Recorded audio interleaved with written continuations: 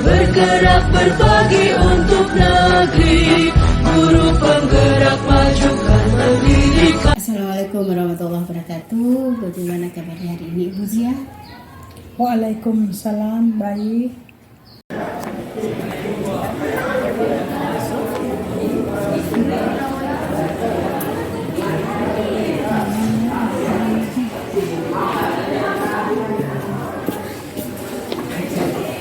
Assalamualaikum.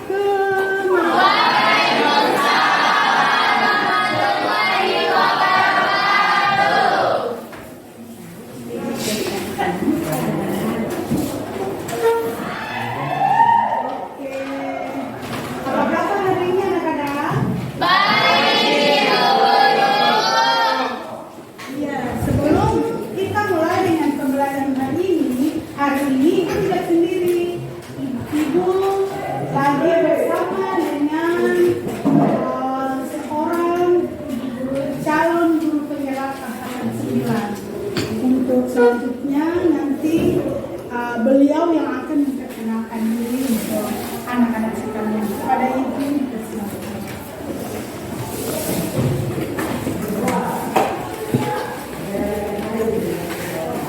Assalamualaikum warahmatullahi wabarakatuh.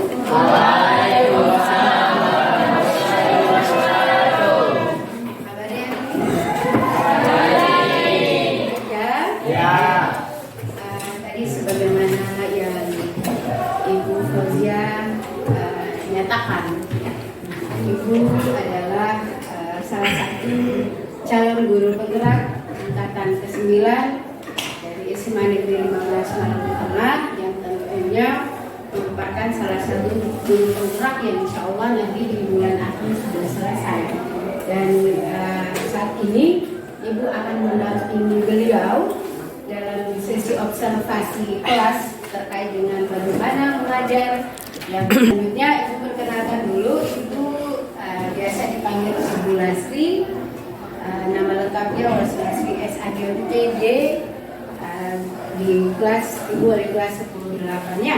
Jadi demikian perkenalan singkat kita. Assalamualaikum warahmatullahi wabarakatuh. Waalaikumsalam.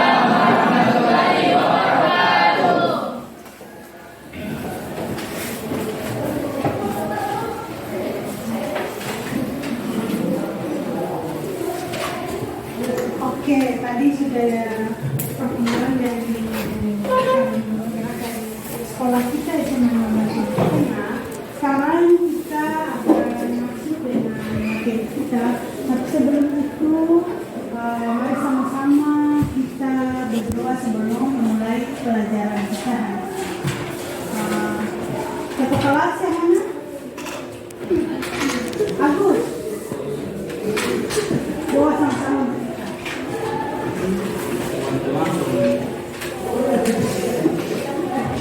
Kita memulai, mari kita berdoa. Berdoa dimulai.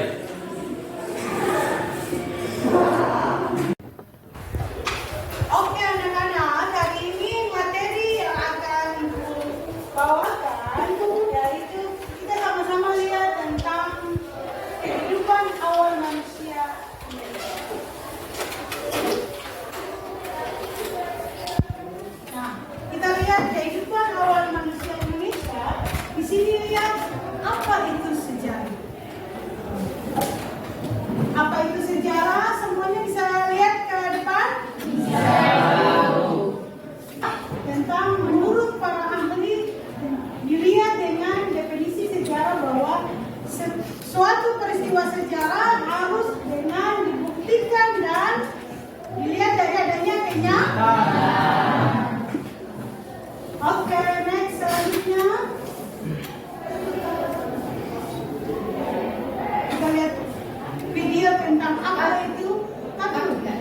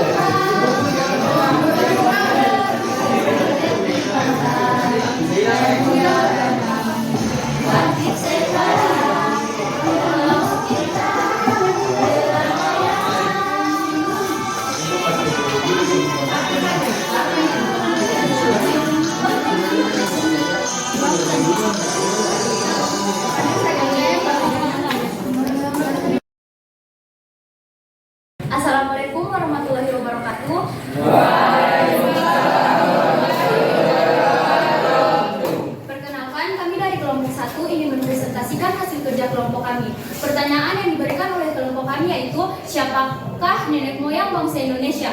Untuk menjawab pertanyaan tersebut, kami akan menyanyikan lagu yang akan dinyanyikan bersama-sama. 1, 2, 3. Nenek moyangku seorang perahu, gemar menaruh luar samudra, menerjang tiada takut, menempuh badai sudah biasa, angin bertiup, layar berkembang, ombak berdebur di tepi pantai, pemuda bernyanyi bangkit sekarang, selalu kita beramai-ramai. Oke, sekian lagu yang kelompok kami sampaikan. Apakah ada pertanyaan dari kelompok lain? Ada. Assalamualaikum warahmatullahi wabarakatuh. Waalaikumsalam warahmatullahi wabarakatuh. Terima kasih sudah memberi kesempatan saya untuk bertanya. Sebelumnya saya perkenalkan, saya Farnisa Hamid dari kelompok 2 akan menanyakan kepada kelompok 1. Pertanyaannya yaitu, kenapa nenek moyang kita seorang pelaut? Saya Oke, kami terima pertanyaannya. Jika kami untuk menjawab pertanyaan yang diberikan. Kenapa bangsa Indonesia disebut sebagai seorang pelaut? Karena nenek moyang kita sangat suka mengarungi lautan, karena negara kita Indonesia adalah negara kepulauan. Sekian jawaban dari kami. Apakah kelompok lain menerimanya? Ya. Iya, sudah. Terima kasih.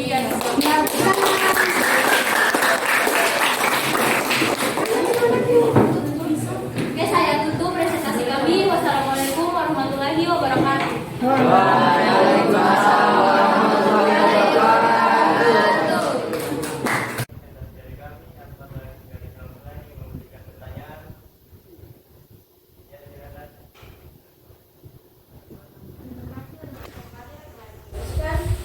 Perkenalkan, kami dari kelompok 3. Ini mewakili dari saya, Fadila Maudila. Izinkan saya ingin bertanya, bagaimana teori Out of Taiwan dan Afrika dapat dihubungkan dengan asal-usul nenek moyang bangsa Indonesia? Terima kasih.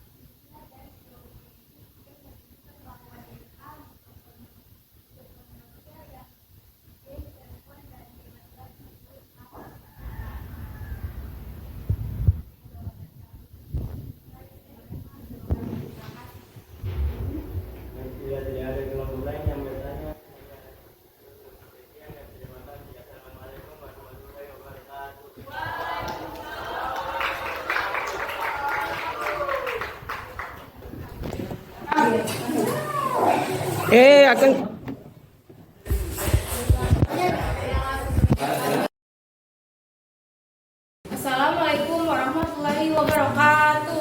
Waalaikumsalam warahmatullahi wabarakatuh. Perkenalkan, kami dari kelompok 2. Izinkan kami mempresentasikan hasil kerja kami terkait pertanyaan tentang jelaskan kedatangan nenek moyang bangsa Indonesia dilihat dari teori Yunan dan Nusantara. Teori Yunan dan Nusantara. Gelombang pertama datang berlaku pada masa 3000 sebelum Masehi dan 1500 sebelum Masehi dengan perahu bercadi satu. Disebut partai kedua yang berangsur selama 1 milenium setelahnya, yaitu 500 Masehi. Bedanya partai yang Teori tentang asal nenek moyang orang Indonesia dari Yunan terpengaruh oleh hasil penelitian ahli Sekian dari hasil presentasi kami. Apakah ada kelompok yang ingin bertanya? Ada. Silakan di kelompok 1. Assalamualaikum warahmatullahi wabarakatuh. Waalaikumsalam warahmatullahi wabarakatuh. Perkenalkan, saya Lisa Dina Ramadhani, mewakili kelompok 1 ingin memberikan pertanyaan kepada kelompok 2. Jelaskan perbedaan yang paling menonjol dari teori Nusantara dan teori Yunan. Sekian pertanyaan dari kami. Kami harap kelompok 2 dapat menjawab pertanyaan dari kelompok kami. Mohon maaf, bisa diulangi pertanyaan? Jelaskan perbedaan yang paling menonjol dari teori Nusantara dan teori Yunan. Yunan datang dengan dua gelombang proto dan deutero Melayu, sedangkan teori Nusantara menurut Muhammad Yamin bahwa bangsa Indonesia berasal dari bangsa Indonesia sendiri. Itulah perbedaannya. Apakah diterima? Ya. Baik, terima kasih. Baik. Sekian dari hasil presentasi kami. Wassalamualaikum warahmatullahi wabarakatuh.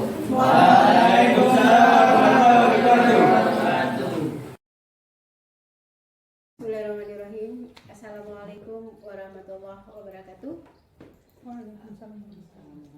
Ya, jumpa lagi dengan saya Wasulastri SAG MPD, calon guru penggerak angkatan ke-9 SMA Negeri 15 Maluku Tengah, Kabupaten Maluku Tengah, Provinsi Maluku.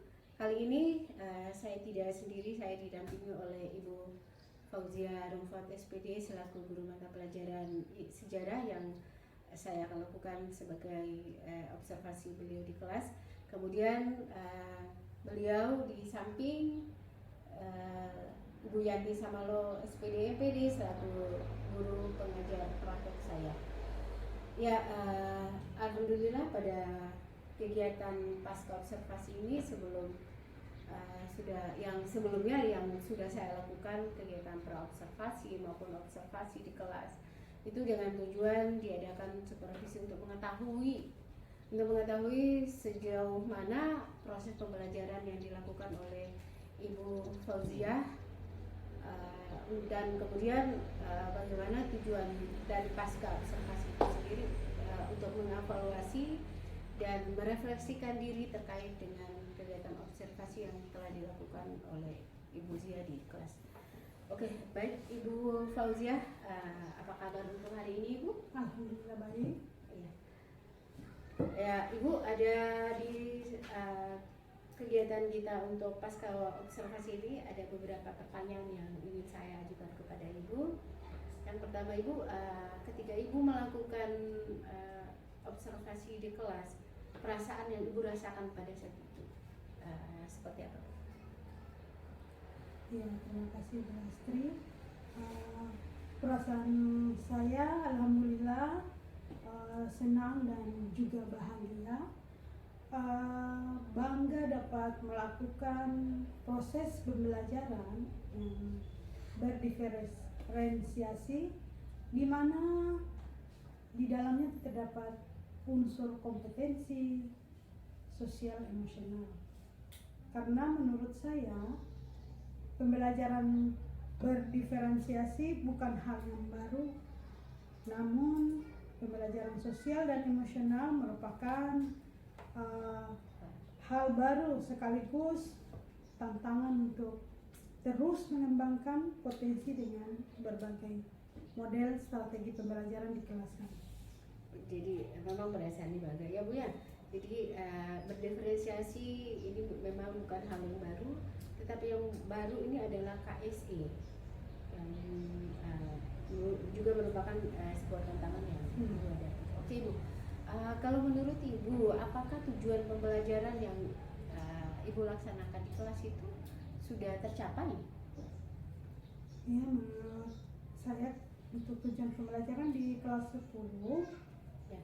Sudah tercapai karena di sini saya melihat kemampuan murid yang berkolaborasi baik dari segi diskusi secara langsung maupun lewat presentasi sudah sampai kan sesuai dengan kemampuan mereka dengan gaya belajar mereka. Jadi memang tujuannya sudah tercapai Bu ya, sesuai dengan gaya belajar mereka. Seperti ini memang itu sangat penting. Kemudian Bu, ketika proses pembelajaran yang Ibu katakan sudah berhasil sesuai dengan gaya belajar mereka, apa yang menjadi hambatan? Saya yakin pasti ada hambatan atau tantangan yang Ibu hadapi ketika melakukan proses pembelajaran di kelas. Iya, hambatan yang saya dapat pada saat pembelajaran di kelas itu hambatannya gangguan jaringan, terkadang gangguan sinyal sehingga mereka terkadang keluar kelas untuk mencari sinyal Kemudian ada juga hambatan tentang bahasa. Mereka punya penggunaan bahasa Indonesia itu benar, jadi mereka mengkolaborasikan bahasa Indonesianya dengan menggunakan dialek hari-hari. Jadi itu hambatan Bu ya. Jadi saya bisa tangkap bahwa ada dua hambatan yang Ibu hadapi. Yang pertama terkait dengan jaringan itu sendiri, kemudian penggunaan bahasa yang siswa itu dia mencampur adukan dengan dialek sehari-hari. Itu dua hambatan. Oke Ibu, apakah dalam proses pembelajaran itu sendiri Ibu sudah merasa puas nih? Ibu sudah merasa berhasil atau puas dalam pembelajaran di kelas itu? Ya, saya merasa keberhasilan itu secara maksimal tidak mudah. Namun lewat pembelajaran berdiferensiasi dengan mengintegrasikan pembelajaran sosial dan emosional, saya sudah berhasil mengarahkan dan menuntun murid dalam berkreasi, berkolaborasi, berdiskusi, dan melakukan simulasi secara langsung maupun lewat presentasi kelompok. Oh iya, jadi memang dalam proses pembelajaran yang Ibu lakukan itu bagaimana menuntun ya Bu ya, bagaimana menuntun murid dalam proses diskusinya, tidak monoton lagi, bagaimana berkolaborasi dalam berdiskusi, sehingga memang proses betul-betul proses pembelajaran itu dia berpusat ke anak dan kemudian kembali lagi bahwa pembelajaran itu sesuai dengan gaya mereka sendiri. Jadi memang Ibu merasa puas ya Bu ya. Oke Bu, kemudian yang berikutnya, kalau nih menurut Ibu jika diukur skala dari 1 sampai 10, kira-kira proses pembelajaran yang Ibu lakukan di kelas itu Ibu berada di posisi mana? Skala keberapa? Untuk proses pembelajaran dan ketercapaian skala dari 1 sampai 10, kira-kira itu saya berada di posisi angka 8. Ya. Hal positif Bu, ini yang saya ingin tanyakan dari Ibu. Hal positif apa yang Ibu sudah lakukan selama proses pembelajaran itu sendiri? Menampilkan video pemantik sebagai stimulus untuk mendorong rasa ingin tahu murid terhadap materi yang saya berikan. Kemudian saya berikan ice breaking untuk menghilangkan rasa jenuh dan juga menyegarkan kembali murid untuk menerima pembelajaran saya. Selanjutnya saya juga membagikan diskusi kelompok sehingga mereka itu mampu menyelesaikan tugas yang saya lakukan dengan presentasi yang baik. Oke, berarti ada 3 Ibu yang sempat saya tangkap dari hal positif yang Ibu lakukan. Yakni yang pertama bagaimana ketika proses pembelajaran video pemantik dulu yang diberikan kepada siswa sehingga memang siswa merasa terangsang untuk mengikuti proses pembelajaran ini. Kemudian yang kedua, di sela-sela pembelajaran, di tengah atau mungkin di tengah-tengah pembelajaran itu Ibu selalu memberikan explaining untuk menyegarkan kembali pemikiran mereka. Baik sekali Bu. Kemudian bagaimana Ibu menuntun mereka ketika dalam proses diskusi mereka. Oke Ibu, yang terakhir mungkin yang ingin saya tanyakan kepada Ibu, kira-kira nih Bu, apa yang perlu Ibu tingkatkan untuk pembelajaran Ibu ke depannya supaya pembelajarannya bisa lebih baik lagi? Pembelajaran yang lebih baik lagi sesuai dengan hasil dari refleksi belajar. Kemudian saya akan membimbing murid untuk menganalisis peristiwa sejarah tentang materi saya dari asal usul nenek moyang sampai dengan kehidupan manusia di awal kehidupan manusia di Indonesia. Dan yang terakhir saya ingin bahwa menerapkan model pembelajaran yang berdiferensiasi dan KSI dengan baik pada setiap proses pembelajaran yang saya lakukan. Ya, terima kasih kasih Bu untuk bagaimana modul atau cara meningkatkan proses pembelajaran Ibu sehingga lebih menarik, lebih tidak monoton lagi di dalam kelas. Oke, demikian bincang-bincang saya pasca observasi dengan Ibu Fauzia Rumput SPD MPD selaku guru mata pelajaran sejarah. Akhirnya, Assalamualaikum warahmatullahi wabarakatuh. Assalamualaikum warahmatullahi wabarakatuh. Ibu Pak, mohon izin hari ini itu kita punya jadwal pendampingan dengan Ibu Sulastri SAG NPD di pendampingan individu kelima. Mohon izin kiranya terkait dengan kegiatan ini kita bisa lanjutkan sampai dengan tahap selesai. Ibu Lastri, ada beberapa hal yang di dalam pendampingan individu kelima ini yang perlu harus direfleksikan terkait dengan tema pendampingan hari ini, yaitu tentang rencana program yang berpihak pada murid.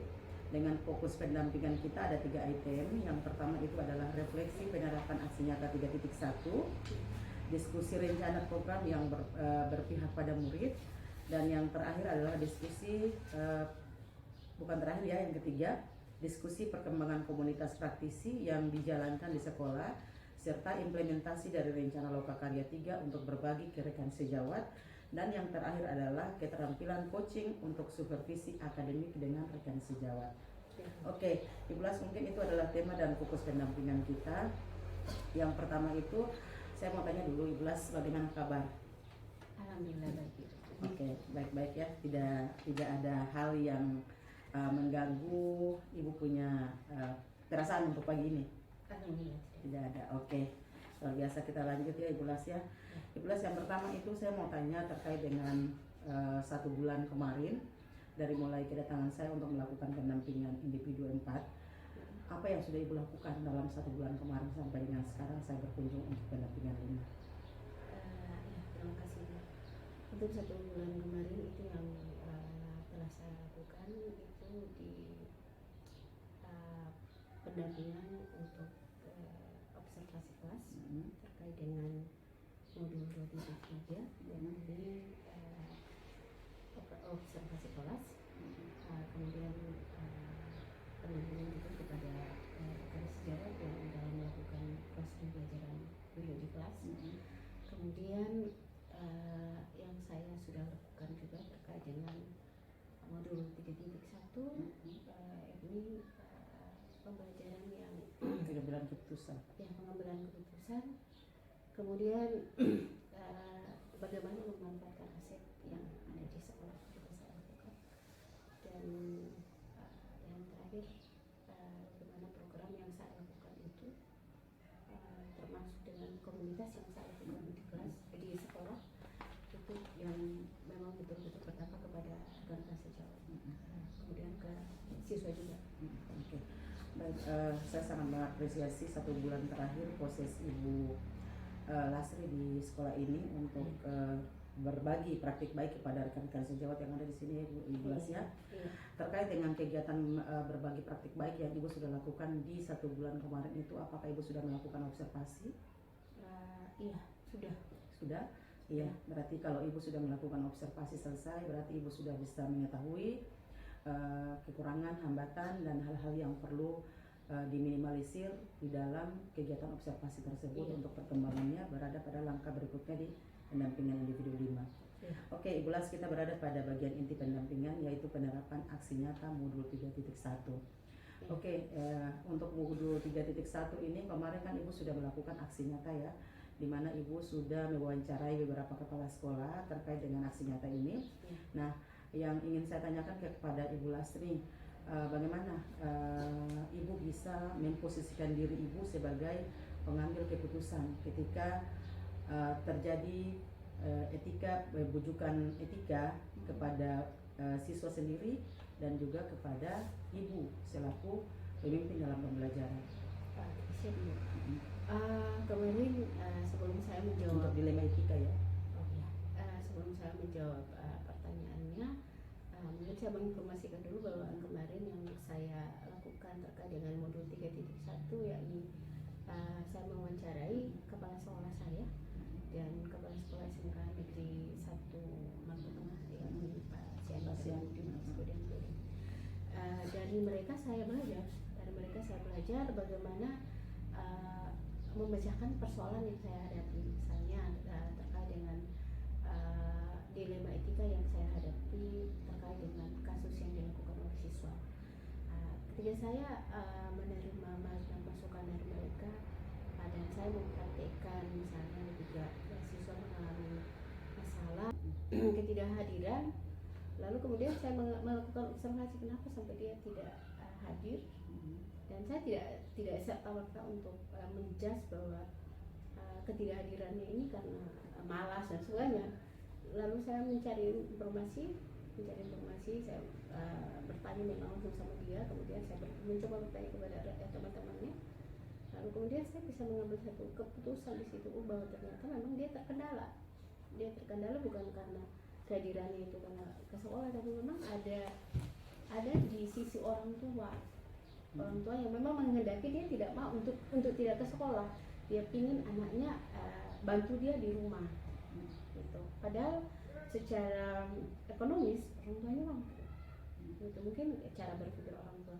Jadi kembali lagi bahwa dilema inilah yang menurut saya, kalau misalnya saya kasih keluar dia sementara memang anaknya ingin sekolah, sementara di satu sisi orang tuanya gitu. Orang tuanya menginginkan untuk dia tidak sekolah. Tapi kesininya memang saya tetap memberikan motivasi buat dia cari jalan bagaimana caranya memperbaiki hubungan kamu dengan orang tua, sekolah harus tetap sekolah. Oke. Terkait dengan persoalan tadi dengan siswa, saya mau tahu lagi lebih jauh untuk aset pemetaan apa yang Ibu pakai ketika terjadi persoalan yang seperti itu, yang seperti siswa tadi, untuk aset pemetaannya, dan mungkin lanjut lagi terkait dengan persoalan hal yang mendukung, sehingga untuk dilema etika tersebut itu mungkin Ibu bisa dengan pemetaan tadi